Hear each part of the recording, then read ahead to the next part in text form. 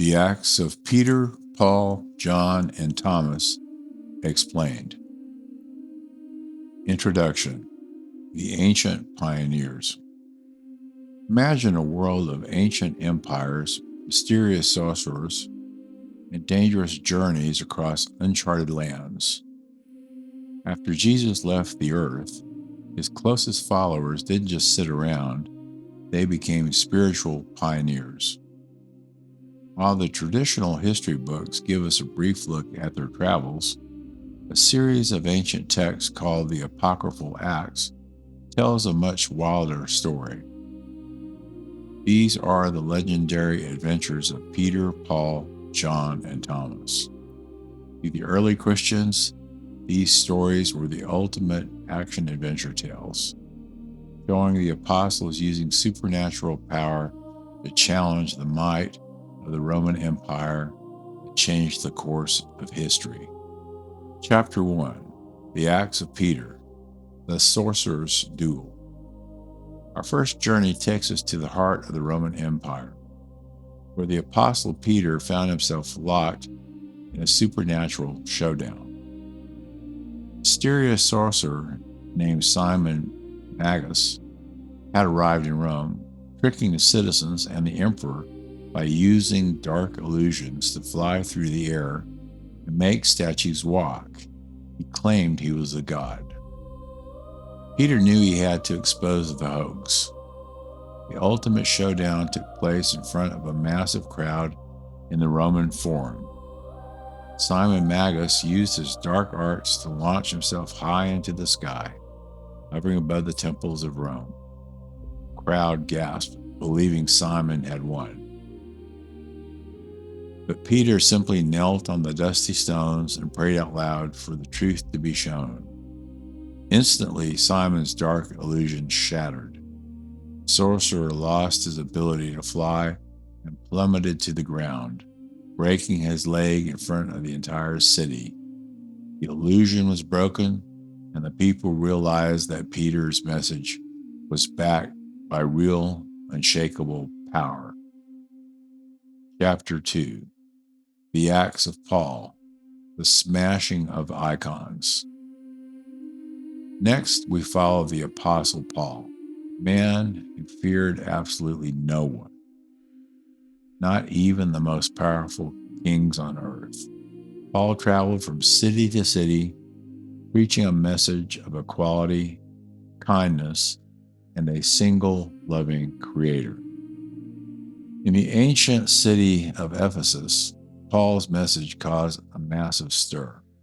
The city's economy relied heavily on making silver statues of pagan goddesses. When Paul arrived, his speeches were so convincing that thousands of people stopped buying the statues. Fearing they would lose their fortunes, a giant mob of local craftsmen started a riot in the city's massive outdoor theater, shouting for hours. Paul wanted to face the angry mob directly, but his friends held him back to save his life. Even when local governors threw him into prison or threatened him with execution, Paul never backed down. He used his Roman citizenship and his brilliant mind to debate philosophers and kings, proving that true strength isn't found in gold, silver, or armies, but in the truth of your convictions. Chapter 3: The Acts of John, the Collapsing Temple. Meanwhile, the Apostle John traveled to Asia Minor, a place filled with massive ancient temples. John was known for his calm, mystical spirit, but his miracles were absolutely earth-shaking. According to his legendary Acts, John walked into the great temple of Artemis in Ephesus, one of the 7 wonders of the ancient world. The temple was held up by over 100 giant marble pillars. Standing in the center of this massive monument, John openly challenged the local priest, declaring that their stone statues had no real power. John stepped forward and prayed for a sign. Suddenly, a localized earthquake rumbled directly beneath the building. With a deafening roar, a massive altar split in two. One of the giant marble pillars collapsed, smashing through the roof. Priests and onlookers fled in terror, realizing that John's quiet prayers carried more force than the mountain. Chapter 4: The Acts of Thomas, the Palace in the Sky. Our final story takes us to the furthest east of all. The Apostle Thomas, often remembered as a skeptic, was tasked with traveling all the way to ancient India. Thomas was a skilled carpenter and architect. When he arrived, a wealthy Indian king named Purest hired him to build a magnificent, sprawling winter palace. The king gave Thomas a massive treasure chest of gold and silver to pay for the materials and labor, and then left the province for a few years. But Thomas didn't buy a single brick. Instead, he took all of the king's gold and distributed it to the poor, the sick, and the starving families across the kingdom. When the king returned and saw empty land instead of a palace, he was furious and threw Thomas into a deep dungeon, planning to execute him.